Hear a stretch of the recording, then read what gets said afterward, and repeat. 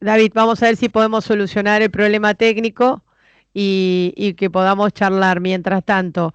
Y Claro. retomando, a ver si nos puedes explicar cómo sería en este caso la utilización del sonido como herramienta terapéutica. Eh, bueno, mira, hay varias formas, en verdad, de poder trabajar con el tema del sonido.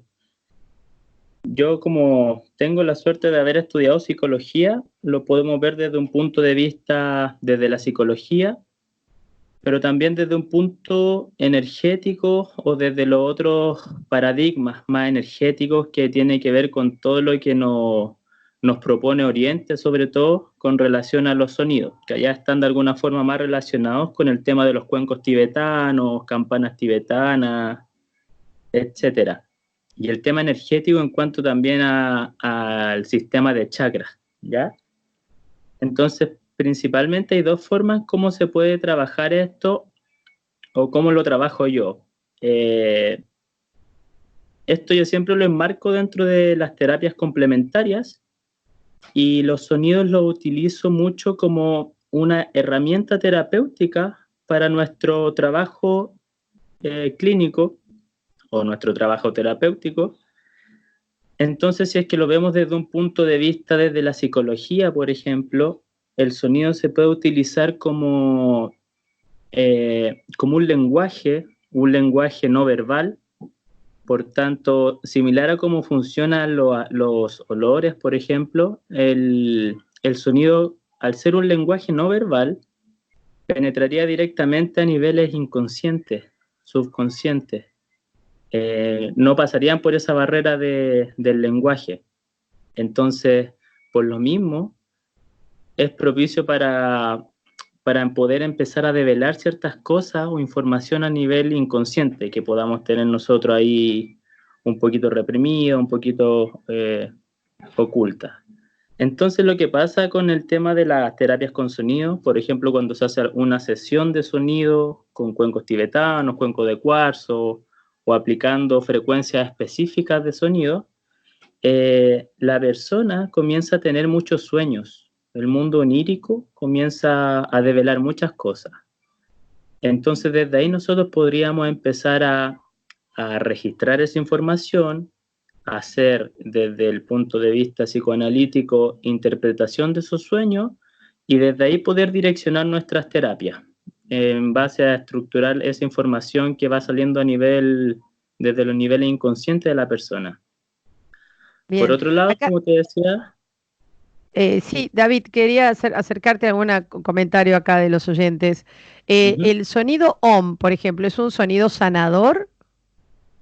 Ese en Oriente, en Nepal, es como el mantra, el principal mantra, es como el que unifica todo.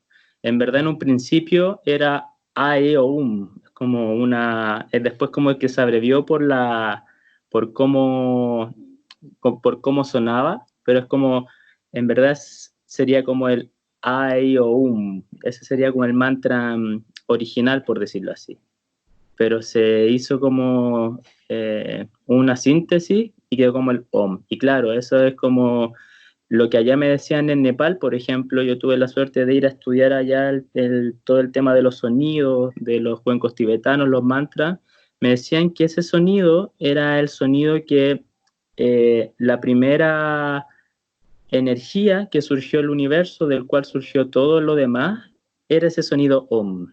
OM. Que si es que uno lo quisiera ver ahora, por ejemplo, con frecuencias más como actuales, sería un si bemol en el piano, por ejemplo. Con esa frecuencia sería la que vibraría el universo, entre comillas. Bien, me estaba preguntando, por ejemplo, si acá la clave es el sonido o es la frecuencia en donde se mueve ese sonido, ¿no? Porque se conocen las famosas frecuencias solfegio, que Claro. también digamos, se las conoce como altamente curativas, ¿no? Claro, eso mira, hay harta información que uno puede buscar y hay personas que están a favor, otros tantos que están en contra. Pero lo que sí es que a un nivel simbólico todas esas frecuencias generan algo. Por ejemplo, La frecuencia 440, que es la que actualmente rige para la música que uno escucha todos los días en la radio, en el MP3, esa música está por lo general afinada en 440 Hz. Por tanto, si es que uno trabaja con esa frecuencia, estaría trabajando cosas más comunes, más cotidianas, más adaptativas, o desde la psicología temas más como conductuales, ¿ya? Desde las terapias cognitivas.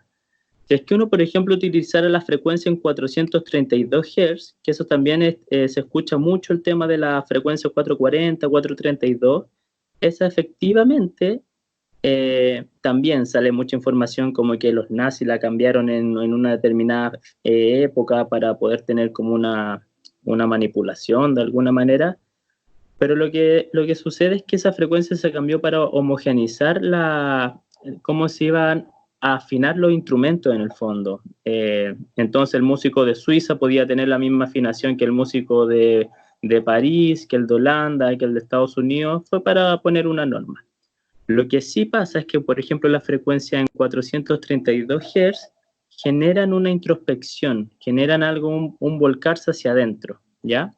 Entonces, eso sería, por decirlo así, como 440, una frecuencia que te ayudaría para temas más conductuales, una frecuencia en 432 Hz que sería para temas un poco más introspectivos, emocionales, y hay una frecuencia, que es la que tú dices, que es la de los solfegios o los tonos pitagóricos, que es aún más profunda. Entonces, esos tonos, que son 528, 417 Hz, ayudarían también como a nivel simbólico para ir un poco más profundo, a un nivel, por decirlo así, más espiritual o de la esencia. Entonces ahí podríamos ir categorizando, por decirlo así, por afinación, 440, algo más superficial, 432, algo un poquito más profundo, introspectivo, y los solfegios serían como una frecuencia, por decirlo así, espiritual, que nos ayudarían a conectar con la esencia de la problemática que pudiese tener alguna persona. Bien, No sé si David, me gustaría saber entonces cómo funciona el sonido como herramienta terapéutica, porque va una persona a verte que puede tener desde un problema de salud hasta un problema emocional, relacional, o lo que fuera, ¿no? ¿Cómo se aplica entonces? O sea, ¿cómo se decide el tipo de sonido que va a oficiar como herramienta terapéutica? Claro. Mira, yo siempre digo, hay de alguna forma tres maneras de cómo poder identificar la frecuencia que una persona necesita. El diagnóstico se puede hacer mediante la respuesta muscular que nos ofrece las terapias de bioenergética. Por ejemplo, el biomagnetismo trabaja mucho con el diagnóstico de la respuesta muscular e involuntaria, ¿ya? Entonces uno podría buscar ahí las frecuencias que la persona necesita específicamente, preguntando de alguna forma energéticamente. Hay otra forma que se puede hacer un diagnóstico para ver, por ejemplo, a nivel de los chakras, cómo están funcionando estos centros energéticos, que es con péndulo, ¿ya? Y ahí también hay una respuesta desde lo energético, con el sonido, porque también el sonido, uno arroja un sonido, por ejemplo, con un cuenco tibetano, y hay variaciones donde hay bloqueos, entre comillas. Eso es como desde la parte como energética, cómo se puede hacer un diagnóstico.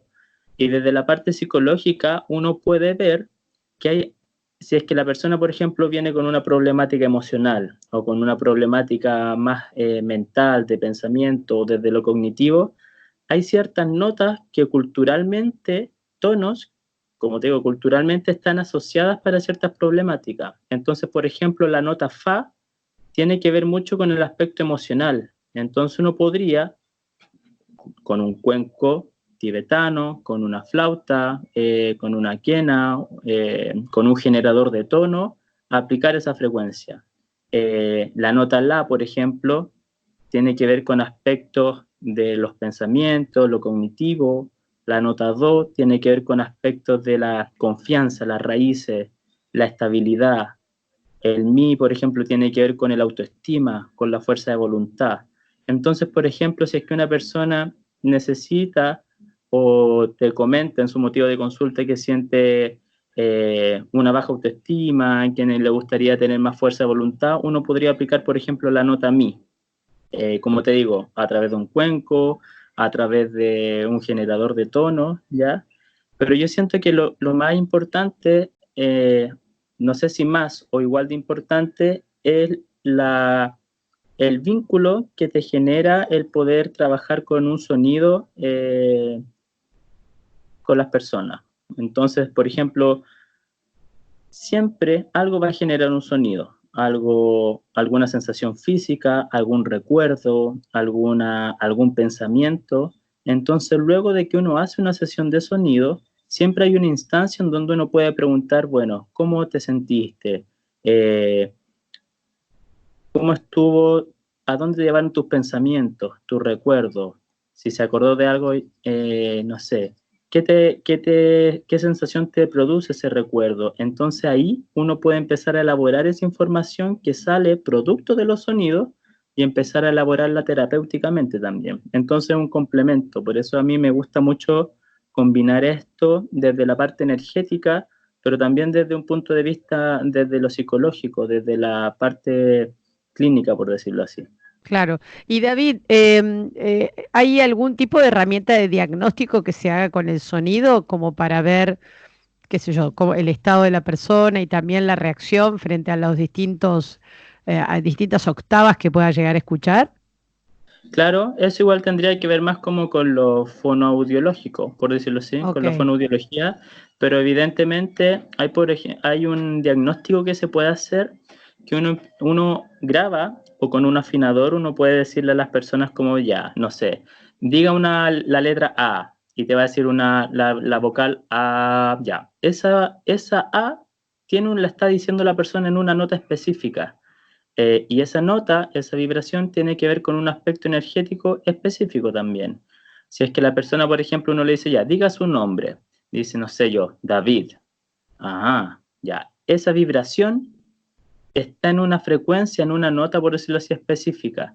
Entonces, ahí uno podría empezar a ver de qué forma la persona está trabajando a través como de la afinación, encontrar cómo está su afinación, por decirlo así, y yo siempre lo que le digo a las personas es que nosotros de alguna forma funcionamos como instrumentos musicales también, ¿ya? Tenemos claro. una afinación personal, una afinación propia. Esta afinación propia es como cuando uno nace, como si tú nacieras chiquitita, por ejemplo, y tienes tu guitarrita y cantas. Pero luego los papás te empiezan a enseñar cosas, entonces tú lo escuchas y dices, oh, estoy sonando mal, tengo que cambiar mi afinación para poder sonar como ellos. Entonces cambia un poquito la afinación de tu guitarra. Después, por ejemplo, entra al colegio, a la universidad, a los amigos, y cada uno de esos momentos van haciendo que tú vayas de alguna forma variando tu afinación original. Por eso mismo, llega una etapa donde tú dices, bueno, ¿cómo era yo realmente? ¿Cómo soy yo? ¿Cuál es mi esencia? Y empieza a tratar de escuchar de nuevo tu canción eh, y ya está totalmente alterada. Entonces está alterada por lo que te propusieron tus papás, tu entorno social, tu colegio. Por eso ya después tratamos de volver a ser nosotros mismos y estamos demasiado intervenidos por las demás armonías, por decirlo así. Claro. Entonces, el trabajo, lo que esto trataría de hacer, sería poder, a través de la meditación, ¿no? En verdad no es solo la terapia con sonidos, son las terapias Reiki, flores de Bach, aromaterapia, es poder volver a ver la esencia. ¿Cuál sería la esencia? Poder volver a reconocer nuestra melodía original, volver a afinarnos como éramos en un principio. Y al reconocernos, después volver, bueno, este soy yo, así suenan mis papás, bueno, voy a tomar lo que ellos me proponen y voy a construir algo, pero desde ya el reconocerse a uno mismo. En el fondo es como es Entonces, un poco la analogía. David, ¿se podría decir que es más sanador el propio sonido que lo que escuchemos desde afuera o van por carriles diferentes? Son complementarios, siento yo, son Ok, complementarios. Es como, por ejemplo, una pregunta muy parecida me hacía una persona en un curso y en el fondo no es que yo tengo que volver a mi esencia y olvidarme de todo lo demás, o olvidar mi esencia y sumergirme en las frecuencias que me están proponiendo del exterior. Esto es como cuando una banda, por ejemplo, no sé, eh, Gustavo Cerati, por ejemplo, podía tocar la canción de otro intérprete, sin embargo tenía la esencia de Gustavo Cerati, por ejemplo.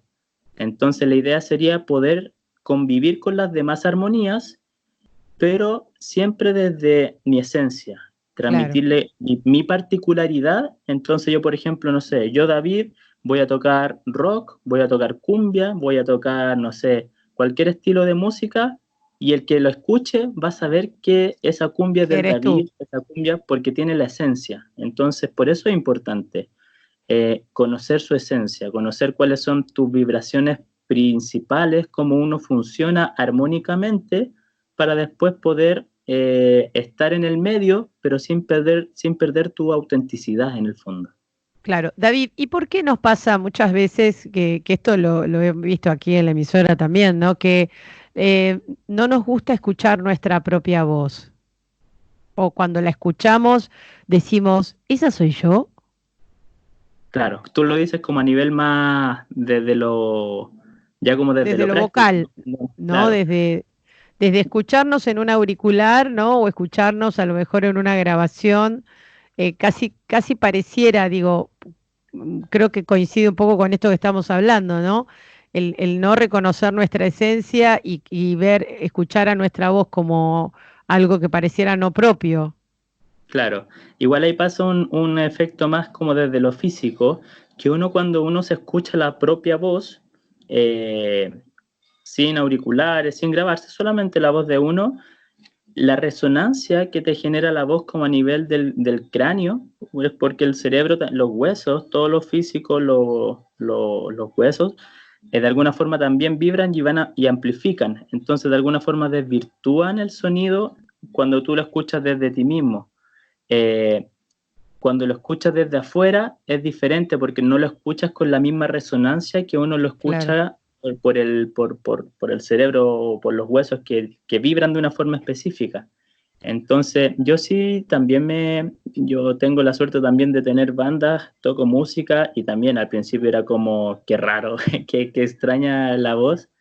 Eh, pero después también, igual depende de los micrófonos. Hay micrófonos que tienen una mejor fiabilidad en cuanto a la Sí. recepción de los sonidos, y ahí en verdad uno se escucha tal cual o muy similar a como uno se escucha cuando habla.